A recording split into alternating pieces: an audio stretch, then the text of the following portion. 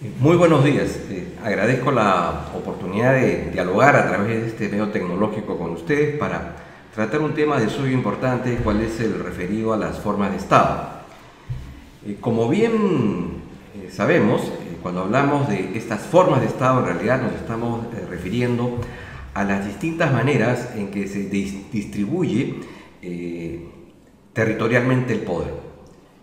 El Estado se compone de tres elementos: el poder político o gobierno, el territorio y la población. En este caso en concreto, de lo que se busca es establecer la conexión entre esos dos elementos, el gobierno o poder político y el territorio.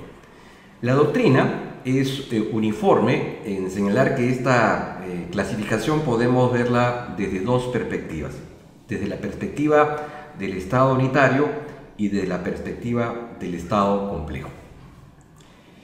Cuando hacemos referencia al Estado unitario, en realidad estamos históricamente hablando de aquel proceso mediante el cual una serie de estados en Europa, particularmente Francia, España e Inglaterra, tomaron la decisión, en primer lugar, de acabar con estas suertes de poderes locales o poderes institucionales que se ejercían a través de los señores feudales, las iglesias locales, los dominios que tenían grupos intermedios como los de los gremios, los artesanos, y por otro lado, el promover un ejercicio soberano e independiente de una comunidad nacional en relación al voraz ejercicio del poder que tenía la Iglesia Católica. En ese contexto surge el Estado unitario, que plantea fundamentalmente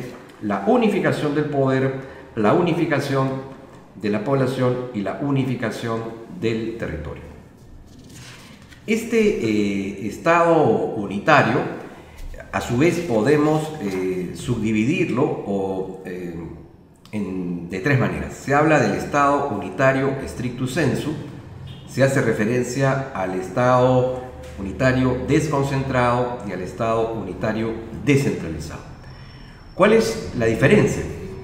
Cuando hablamos de un Estado unitario stricto sensu, en puridad estamos refiriéndonos hoy a pequeñas colectividades políticas. Pequeñas en lo que se refiere al ámbito espacial de ejercicio del poder. Son territorios diminutos, son territorios geográficamente poco significativos en lo que se refiere a su extensión, y además con poblaciones reducidas. En consecuencia, el ejercicio del poder se ejerce de manera directa, sin necesidad de mecanismos de poder intermedio. En la actualidad, el Estado unitario stricto sensu podría aparecer, por ejemplo, en estados como la Ciudad del Vaticano, que tiene medio kilómetro de dimensión territorial y no pasa más allá de 50.000 habitantes. El caso de Mónaco, que tiene 1 kilómetro, casi 2 kilómetros, Nauru, Tuvalu, San Marino, San Cristóbal y Nevis. La segunda modalidad se conoce, como hemos señalado anteriormente, como Estado unitario desconcentrado. Aquí estamos, en consecuencia, hablando de una colectividad política con un territorio algo más grande y con una población más numerosa. ¿Cuál es la finalidad de crear esta modalidad del Estado? Fundamentalmente aquí la preocupación desde el gobierno es dotar a su aparato administrativo, político-administrativo, de un grado de idoneidad, de eficiencia y de eficacia. Esto es, que las directivas, los mandatos y las órdenes que puedan surgir desde el Estado puedan cumplirse de la manera más expeditiva, más rápida y con el menor costo posible de recursos inversión, ¿no? O presupuesto. En esa perspectiva, lo que sucede es que desde el gobierno nacional o central, autoridades del Poder Ejecutivo instalan oficinas, departamentos o unidades intrainstitucionales mediante la cual el titular de ese organismo, de esa rama de la administración, delega determinadas funciones o determinadas atribuciones. El Perú es, en parte, un estado desconcentrado, y para graficar cómo opera, podríamos decir lo siguiente. El Perú presta el servicio educativo, presta el servicio de salud, que está vinculado ciertamente con la satisfacción, el goce de derechos fundamentales. Muy bien. Entonces, para dotar a estos servicios del grado de idoneidad, de eficiencia y eficacia, el ministro correspondiente lo que hace es delegar parte de sus competencias a una unidad de servicios educativos o una unidad de servicios sanitarios en alguna región, en alguna provincia, a efectos de que tome cuenta de la problemática de la localidad o cumpla, digamos, algún mandato, alguna directiva emanada del gobierno central, vuelvo a repetir, de manera rápida, de manera célere y de la manera más eficaz posible. Pero por tratarse de un acto de delegación, se mantiene lo que se llama o se preserva el principio de tutela jerárquica. Si esta decisión que ha adoptado una autoridad administrativa por delegación es inconveniente, es carente de idoneidad, no cumple, digamos, los cometidos que ella se señala, la autoridad central puede, ¿no es cierto?, revocar, puede modificar, puede anular esa decisión e incluso puede apartar del servicio público a esa autoridad local con facultades delegadas que no ha cumplido o no está cumpliendo, digamos, las directivas que desde el Estado, desde el gobierno central, se requiere. En cambio, el Estado unitario descentralizado plantea la necesidad de reconocer que estamos frente a una comunidad política lo más compleja por los distintos pisos de desarrollo socioeconómico, por determinadas características que pueden estar vinculadas con la cultura, con fenómenos étnicos, etcétera, etcétera. Pero en puridad estamos hablando de unidades geoeconómicas culturales, como sucede en el Perú. Y aquí lo que hay es que el gobierno central o gobierno nacional lo que hace es decidir con qué funciones desea quedarse y qué funciones estima que deben ser transferidas a unidades de microgobierno.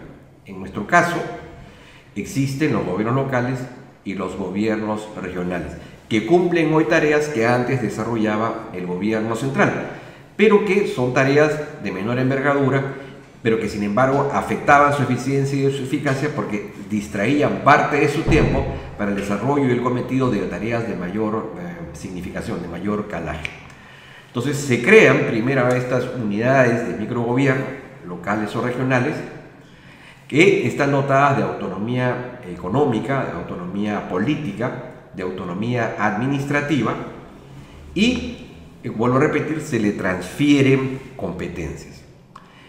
Es muy importante señalar que en estas unidades de ejercicio del poder centralizado, en el marco de un sistema jurídico, ya no solamente rige el principio de jerarquía normativa, sino aparece también el principio de competencia. Y digo esto porque, como bien sabemos, en los gobiernos regionales existe la posibilidad de que se dicten las llamadas ordenanzas regionales y en el ámbito local las llamadas ordenanzas municipales, que según nuestra Constitución tienen el mismo valor y la misma jerarquía que una ley que ha sido dictada por el Parlamento. En consecuencia, el problema de conflicto de leyes, en este caso, no se va a resolver aplicando la supremacía de una norma sobre otra, porque ambas tienen el mismo rango, el mismo valor, la misma fuerza normativa. La solución a este problema se va a llevar a cabo a través del ejercicio del principio de competencia. Esto es, se va a determinar cuál de los gobiernos tiene por mandato de la Constitución o por autorización de la ley de bases del proceso de descentralización o la ley orgánica de los gobiernos regionales o la ley orgánica de municipalidades, a qué órgano le compete tomar esa decisión. En consecuencia, este es un tema en que no se resuelve en función a la pirámide jurídica, sino al reparto de competencias. El propio Tribunal Constitucional, para solucionar estos problemas, ha establecido un test que se llama el test de competencia, que tiene que ser aplicado, debe ser aplicado cada vez que se presente una complicación de la naturaleza que hemos señalado. Es importante establecer que en otras unidades estaduales el proceso de descentralización no pasa por una visión territorial, sino que se puede efectuar a través de un mecanismo que tiene que ver más bien con la correcta explotación de determinados recursos públicos. Un ejemplo podría ser el siguiente. Supongamos que un país tiene una inmensa riqueza petrolera que lamentablemente por experiencias de gobiernos anteriores han sido objeto de un mal uso. Entonces, para garantizar que ese bien sea correctamente explotado, que las utilidades o los beneficios se maximicen y que estos estén destinados a la satisfacción de las necesidades de la colectividad, se puede establecer un ente que de manera autónoma, a través de competencias exclusivas y excluyentes, en base a criterios estrictamente técnicos, se encarguen de explotar este servicio, ¿no? Eso se llama descentralización focal o descentralización especializada. Por otro lado, tenemos la clasificación de el llamado Estado complejo.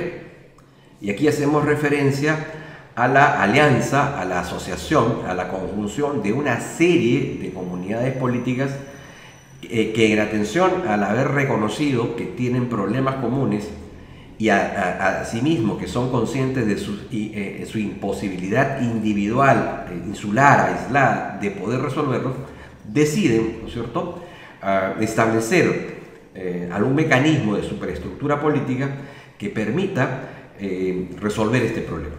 Y en consecuencia aquí aparecen tres modalidades.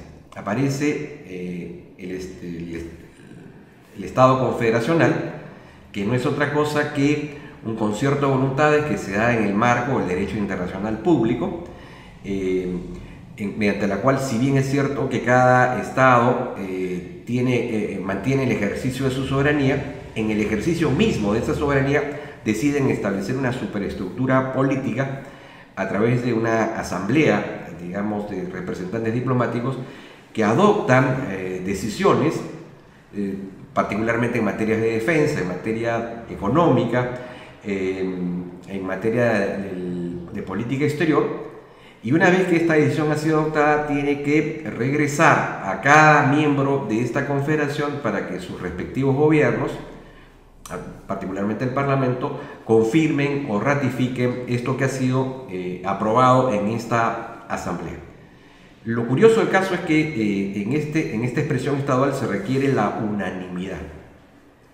En consecuencia, si no hay unanimidad en el proceso de ratificación o en la primigenia toma de decisión, se da porque no existe una decisión adoptada.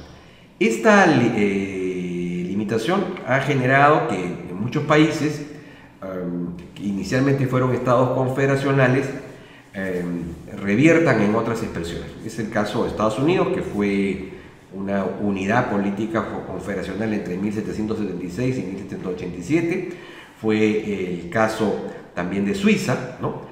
Actualmente hay una experiencia vinculada con Rusia y aquellos estados que se desprendieron de la antigua Unión de Repúblicas Socialistas Soviéticas, y es una experiencia que está en construcción y sujeta, por supuesto, a la observancia doctrinaria y académica.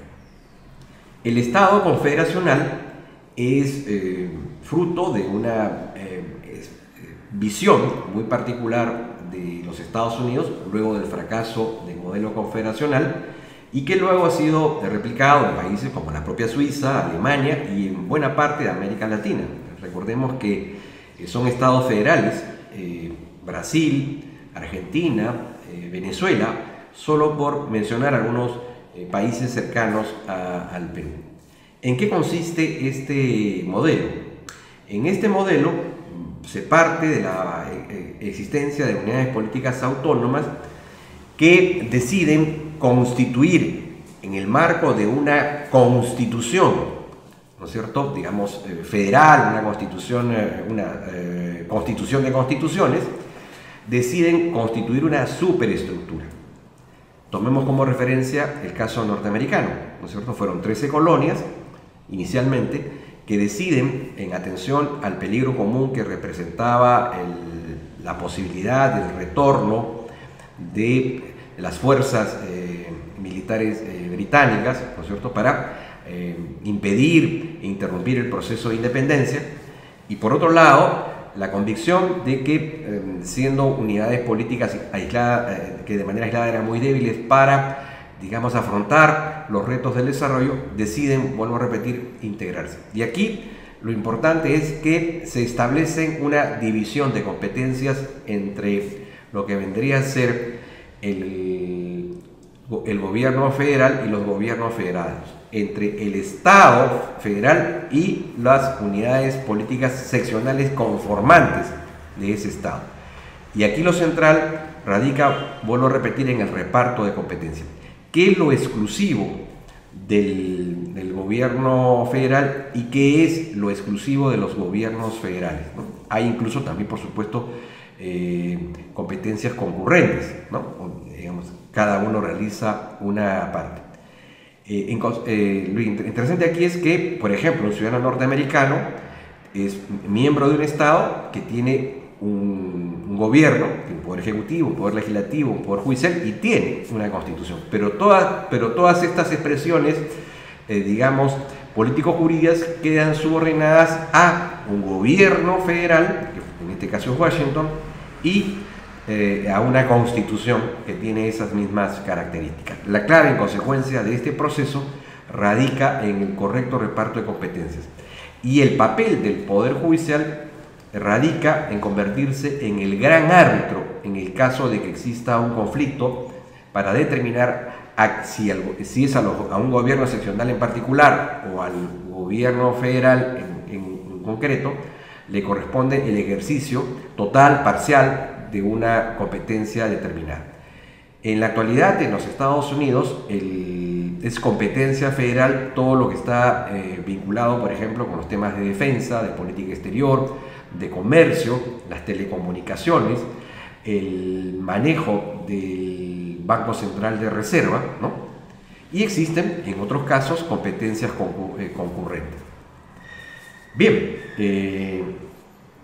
en base a estas consideraciones quisiera hacer un breve resumen de lo que aquí hemos expuesto. Primero, entendemos por forma de Estado o formas de Estado a las diversas maneras en que se establece el nexo y vínculo entre dos de los elementos de un cuerpo político. En este caso, el poder político o gobierno y el territorio. La manera como se ejerce el poder político en el marco de un territorio demarcado y delimitado se conoce como forma de Estado.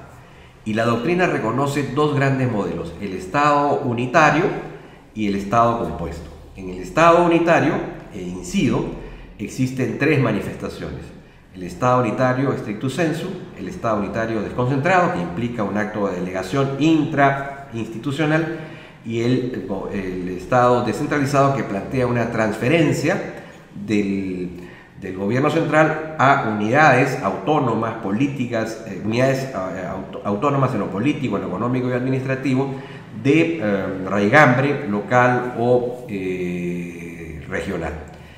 El marco central de un Estado unitario pasa por el criterio de unificación, ¿no es cierto?, del poder, el territorio y la población. Y en el Estado complejo hablamos de unidades políticas que, por conscientes de la existencia de peligros comunes, necesidades y carencias comunes, deciden establecer algún mecanismo de integración para afrontar de manera conjunta estos complejos problemas. Y aquí se dan, vuelvo a repetir, tres posibilidades. La confederación, que es una forma de creación gubernamental, pero en el marco del derecho internacional público. El Estado federal, que se da en el marco de una constitución de constituciones, porque admite la existencia al interior de ese territorio de más de una constitución, siempre que se respeten el reparto de competencias. Y había olvidado hablar del Estado libre asociado, que es una manifestación que se da en países como Puerto Rico, Bután, Islas Palau, Micronesia, y que consiste en una suerte de un protectorado, digamos, moderno.